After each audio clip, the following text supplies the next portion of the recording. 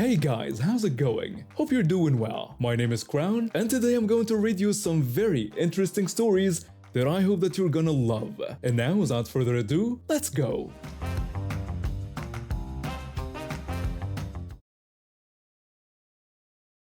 First, some background. I'd just gotten out of a marriage that left me feeling completely hollow inside. My ex-husband was the type of guy who thought mowing the lawn while I was alone in the hospital with our newborn was romantic. He wasn't a bad person, just emotionally unavailable in ways that made me feel invisible. After 10 years of that, I was desperate for someone who actually showed feelings. That's when I met him. Let's call him the scammer, because that's exactly what he turned out to be. The scammer was everything my ex wasn't. He was emotional, intense, and made me feel like the center of his universe. He had this massive house and drove expensive cars. He told me he owned a car wash and ran a phone marketing company. I had no reason to doubt him. Why would I? We'd been dating about a year when he asked my son and me to move in with him. He even set up a bedroom for my kid. I kept my own place, but we spent more and more time at his house. That's when I started noticing weird things. He'd be wide awake all night, talking on the phone in hushed tones, then sleep through the entire day. I'd overhear these strange phone calls where he'd be telling people they owed money and needed to pay up. The conversations didn't sound like anything related to a car wash or marketing business. The tone was wrong, aggressive in a way that made my stomach turn. One day, he came to me looking stressed. He explained that his biggest clients were late on payments and he was about to lose his house. He looked so desperate, so vulnerable. I thought I was being a good partner when I offered to help. Somehow, and I honestly can't remember exactly how it happened, that offer turned into me lending him $25,000. That was my entire retirement savings. That was my son's college fund. It had taken me 10 years of careful saving to build that up, and I had to pay penalties just to access it early. The scammer promised it would only be for 3 weeks. He swore I'd have every penny back in just 3 weeks. 2 weeks into those 3 weeks, I went out for drinks with friends. And there he was at the same bar on a date with another woman. I didn't make a scene. I just went to his house, packed up my things and my son's things, and left. I figured even though we were done, he'd still pay me back. After all, $25,000 isn't exactly pocket change. But when the 3 weeks came and went with nothing, I started to panic. This was right after the 2008-2009 financial crisis, and I was barely scraping by. Then someone I knew pulled me aside and told me the truth about the scammer. He explained that the scammer was addicted to a drug that made him so intense and emotional. But worse than that, he revealed that the scammer was a con artist. His phone marketing company was really a scam operation targeting elderly people. Everything clicked into place. All those weird phone calls suddenly made sense. I tried everything to get my money back. Nothing worked. I was desperate and furious and completely out of options. So I decided if I couldn't get my money back, I'd make sure he paid in other ways. He'd given me access to pay bills through his email. That same password worked for everything. I spent days going through every account, every email, every document. I found proof of all his scams. I found the names of everyone he worked with. I even found the Western Union employee who was helping him move the money. I printed everything. For my first move, I took photos from their social media profiles and made hundreds of flyers showing the scammer and all his associates. I plastered them all over his neighborhood with warnings about the scam operation. Then I called the financial crime hotlines in both countries where he operated and gave them every detail I had. Names, dates, amounts, everything. But I wasn't done. Not even close. When I'd written him that check for $25,000, I'd written on it that it was a loan. Thank God for that. I hacked into his email and sent myself an invoice for $25,000, making it look like he'd billed me for services. When tax time came, I filed that $25,000 as a business expense. It went through without a problem. Then I reported him to the tax agency for hiding income. I had his social security number from all my digging through his accounts. A few months later, the tax agency had started investigating him for unpaid taxes. He ended up owing 38% tax on that $25,000 plus a 20% penalty for not declaring it. That's almost $15,000 in taxes and fines. I felt a bit better knowing he'd paid for at least part of what he owed me, but I still had that loan documentation, so I took him to small claims court. It took almost 3 years, but I won. He didn't even bother showing up.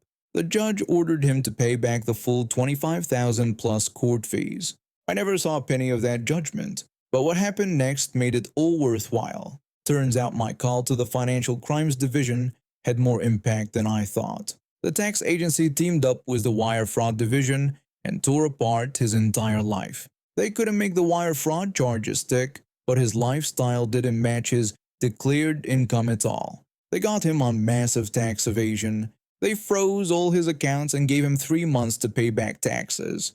When he couldn't pay, they took his house. The bank foreclosed on that massive house he'd been so proud of. His debt to the government is still open, and since you can't declare bankruptcy on government debt, he'll be paying it off for the rest of his life. My $25,000 that he refused to repay ended up costing him over $500,000.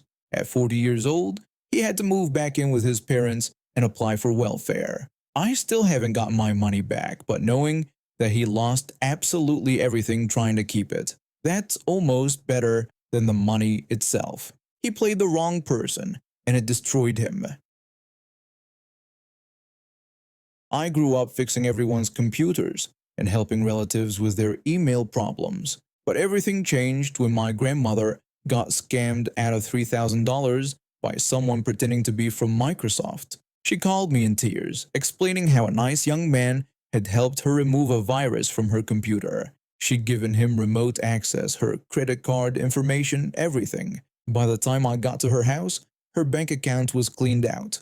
The police said there was nothing they could do since the scammers were operating overseas. That's when I started my mission. For months, I've been wasting these criminals' time. I'd set up virtual machines, fake computers that looked real but were completely safe environments I could restore with one click. I'd call the scammers back, pretend to be a clueless victim, and waste hours of their time.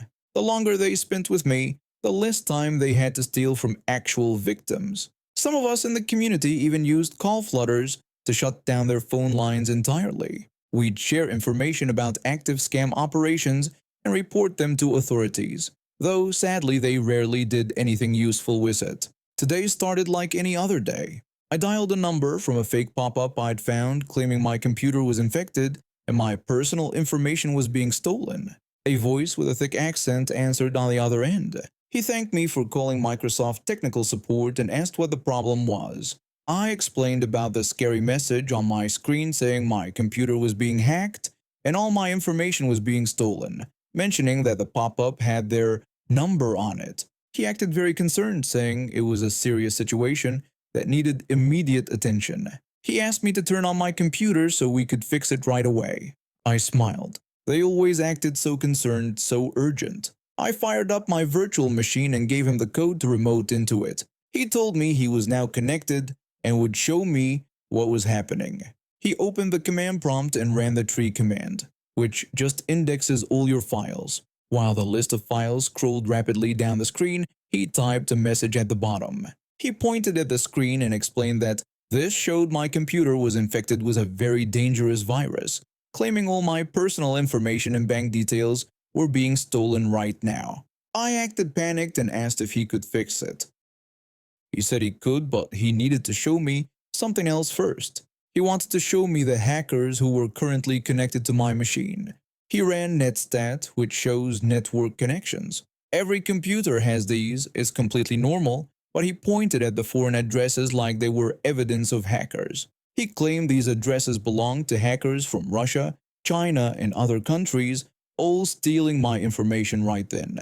Next, he opened a program called MSINFO32 to check my system specifications. This is where most scammers would realize they'd been had, because it clearly showed VirtualBox in the system model line. A dead giveaway that this wasn't a real computer, but this guy didn't even notice. He was a complete rookie. My heart started beating faster. Rookies were dangerous in a different way. They were sloppy, which meant they might accidentally reveal something useful. He told me he needed to collect payment for the service to remove all these viruses. He said the protection plan would cost $499. Then he did something incredibly stupid.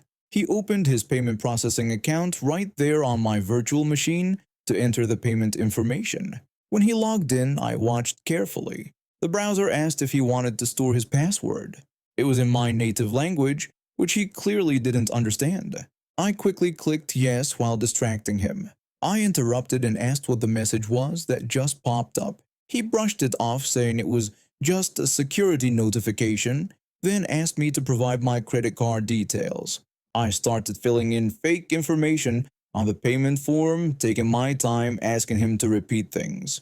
Then I acted fast. I disconnected his remote session. I pretended to call out to him, asking if he could hear me, saying I thought my internet just went down. I could hear him on the other end trying to reach me, asking if I was still there. I hung up immediately. My hands were shaking when I pulled up his payment account. The stored password worked. I was in. At first, I thought the account was empty. Then I dug deeper. There were dozens of transactions, hundreds of them. Thousands and thousands of dollars stolen from victims, processed through this single account. My stomach turned. Each transaction represented someone like my grandmother, someone who trusted the wrong person. I didn't hesitate. I went into the account settings and changed the password, changed the security questions, changed everything. Then I logged out and sat back. A few hours later, I called their number again. A different voice answered, but I could hear the rookie in the background panicking. The new person answered and said he was technical support, asking how he could help. I explained that I had called earlier, but my internet disconnected, and I still needed to pay for the virus removal. He asked me to wait a moment. I heard muffled arguing in the background. They were clearly having issues accessing their payment system.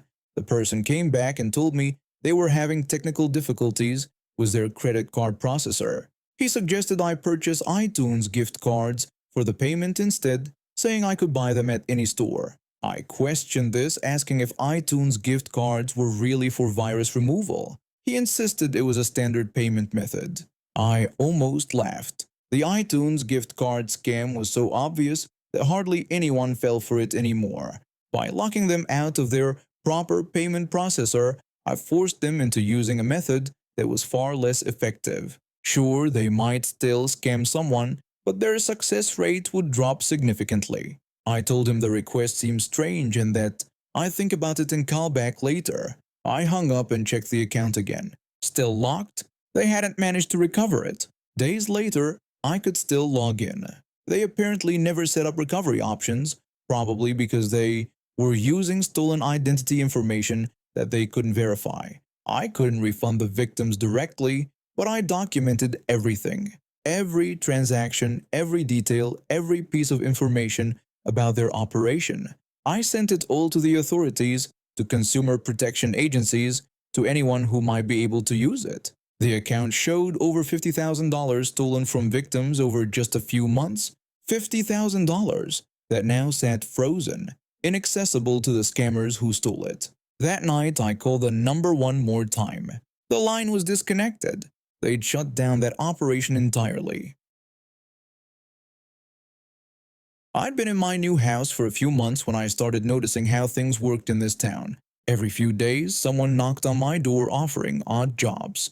Painting fences, cleaning gutters, hauling away junk. Most people were honest workers trying to make a living, but you had to be careful. The crawl space under my house was a disaster. The previous owners left it stuffed with old furniture, boxes of magazines, broken toys, and who knows what else. I didn't have the time or energy to deal with it myself, so when this guy showed up one afternoon offering his services, I figured why not. He seemed eager enough. We agreed on a price of $200 and he got to work. The job took him a couple of days and he did it well enough. He hauled everything out and stacked it by the curb for pickup. That's when things got complicated. Right after finishing the crawl space, he started pushing for more work. He offered to take my trash to the dump and asked about cleaning my gutters and painting my shed. He told me he could haul all my trash to the dump that weekend and save me the trouble. I thanked him but explained that my trash service picked up everything and only charged $1 per bag. He insisted he could do it faster and offered to do it all for $20 that same day. I pointed out that $1 per bag was much cheaper than $20 for the same amount, so I'd stick with the trash service. He didn't seem happy about it, but he backed off. For a day or two, then came the lawnmower situation. He showed up at my door on a Tuesday afternoon around 2 p.m. with a frustrated expression. He told me he had a problem with his mother-in-law. She'd taken his lawnmower, just took it right out of his garage without asking. He said he had 3 lawns he needed to mow that week and no mower, then asked if he could borrow mine. I should have said no, that would have saved me so much trouble. But I'd just bought a new mower a month earlier for $350 and wasn't planning to use it much that week.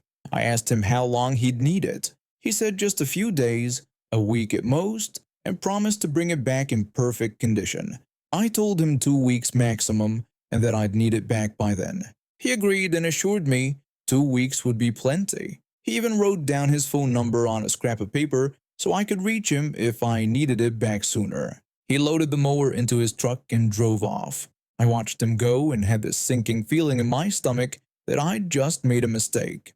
2 weeks passed. No mower. I called him and reminded him it had been 2 weeks. I needed my lawnmower back. He apologized and said he'd meant to bring it by yesterday, but his truck had broken down. He promised to have it to me the next day for sure. Tomorrow came and went. No mower. I called again the following afternoon. He explained that the part for his truck was on back order and should arrive by Friday. Friday passed, then another week. Each time I called, there was a new excuse. His cousin borrowed his truck. He had to work late. His kid was sick. Always something. After a month of this, I was done being polite. My grass was getting long and I needed my equipment back. I called and told him I wanted my lawnmower back that day, with no more excuses. He launched into a story about a situation that had happened. He said he and a friend had been in a car accident over the weekend. His friend's car got towed to a wrecking yard. My mower was in the trunk. The driver had been arrested for driving while intoxicated and was in jail now. The car was impounded and he couldn't get to it. I asked him which jail and what the driver's name was. I told him I'd need that information to verify his story. The line went dead. He'd hung up on me. I tried calling back multiple times over the next hour. He never answered. I didn't have the mower's serial number written down, so I couldn't just call pawn shops and ask if they'd seen it. I'd have to physically drive to each one and look around. I checked 3 pawn shops over the next 2 days. No lawnmower that matched mine. Instead of wasting more time, I went to the police station and filed a theft report. I included the lawnmower and some garden equipment he'd borrowed months earlier that also never came back. A hedge trimmer worth $75 and a leaf blower worth $50. The total value was around $475. The officer who took my report said these cases were tricky, but they'd follow up. The case moved slowly through the system. Months passed. I'd almost forgotten about it when I heard through someone in town that he'd been offered a job at a local business. A real job with benefits. $40,000 a year, which was about twice what he made doing handyman work. I did some digging and found out he had another police report against him. Something about forging a check for $250 and elder abuse involving his grandmother. I made copies of both police reports and sent them to his potential employer with a letter. I explained that they might want to reconsider their job offer given this information about their potential employee. I included details about the theft, the multiple excuses, and the other pending charges. The job offer disappeared within a week. He knew it was me but couldn't do anything about it. His theft case went to court eventually in the fall. He pleaded no contest. The judge fined him $150 and ordered him to pay me $400 in restitution. The restitution didn't cover everything, but it was something. I never saw a penny of that restitution. Not $1. The court sent me a letter 3 months later saying he'd made no payments, so I filed a claim in small claims court. I included the value of the stolen equipment, court costs of $85, and the damage he'd done to my lawn while borrowing the mower. My grass had gotten so long without the mower that I'd had to hire someone else to cut it for $40. The total came to about $900. The court date was set for a Tuesday morning at 9 a.m. He didn't show up to court. The judge ruled in my favor automatically. I walked out with a judgment for $897. Collecting the money was another story. I couldn't find him. He'd moved, changed his phone number, vanished into thin air. I tried his last known address twice. Different people lived there now. They'd never heard of him. But I learned something interesting about my state's laws when I talked to a lawyer friend. Uncollected small claims judgments stay active for 6 years. During that time, they accumulate 8% interest annually. I watched that $900 judgment grow. After 6 years, it had ballooned to $1,428. His name was uncommon enough that tracking him wouldn't be impossible forever. I kept the paperwork in a folder in my filing cabinet. Every year I checked public records to see if his name popped up anywhere. Nothing. And in 2018, 5 years after receiving my judgment, I listed the bad debt on my tax return.